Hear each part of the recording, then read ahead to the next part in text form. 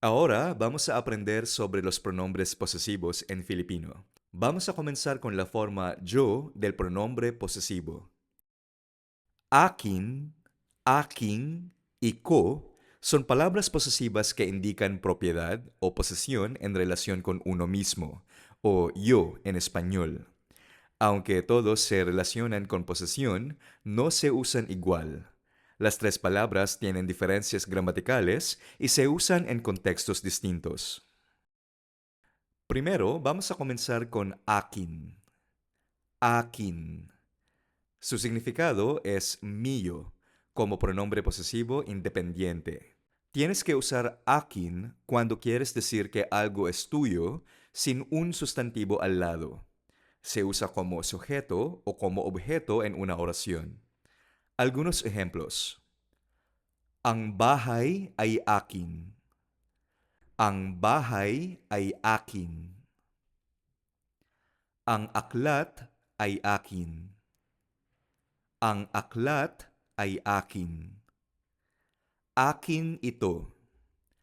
Akin ito. Ang kotse ay akin. Ang kotse ay akin. Ito ay para sa akin. Ito ay para sa akin. Ibigay mo sa akin. Ibigay mo sa akin. Ten en cuenta que cuando ves akin solo o después de un verbo, está funcionando como mío. Si ves akin precedido por para sa o sa, significa para mí o a mí. Akin se usa de forma independiente, es decir, sin necesidad de acompañar a un sustantivo. Una vez más, leamos los ejemplos. Repite conmigo. Ang bahay ay akin. Ang aklat ay akin. Akin ito. Ang kotse ay akin. Ito ay para sa akin. Ibigay mo sa akin. Siguiente, aking. Aking, con la letra G al final. Aking, aking. Significa mi y es forma de akin usada como adjetivo posesivo. Aking siempre va antes de un sustantivo y sirve para decir que algo te pertenece igual que mi en español. Algunos ejemplos. Aking ama. Aking ama. Aking bahay. Aking bahay. Aking kaibigan. Aking kaibigan. Ito ang aking bahay. Ito ang aking bahay. Mahal ko ang aking pamilya. Mahal ko ang aking pamilya. Dinala ko ang aking libro. Dinala ko ang aking libro. Ten en cuenta que aking es la forma ligadura de akin porque en Filipino se usa el sufijo nang o ng para unir palabras. Aking siempre va seguido de un sustantivo. Leamos de nuevo los ejemplos de oración con aking. Repite conmigo. Aking ama. Aking bahay. Aking kaibigan.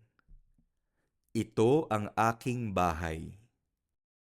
Ito ang aking bahay. Mahal ko ang aking pamilya. Mahal ko ang aking pamilya.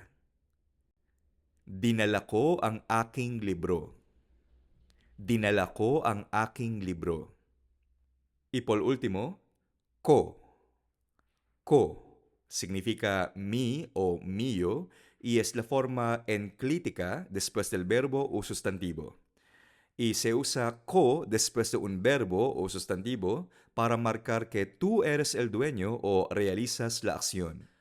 Ko no inicia una frase. Normalmente el orden es verbo más objeto más ko, o puede ser verbo más ko o sustantivo más ko.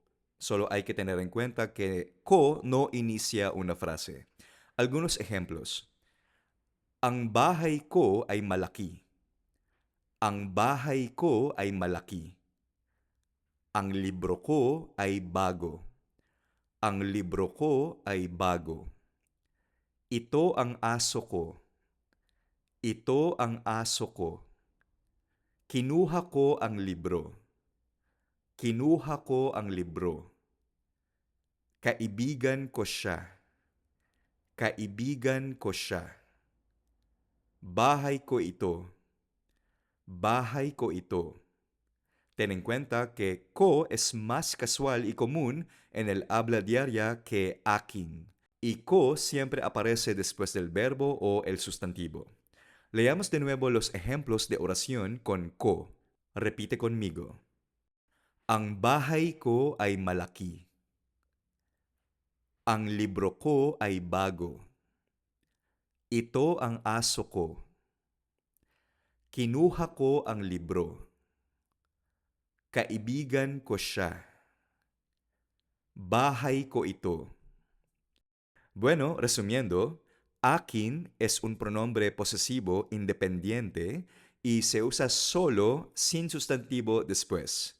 Por ejemplo, ang bahay ay akin. Ang bahay ay akin.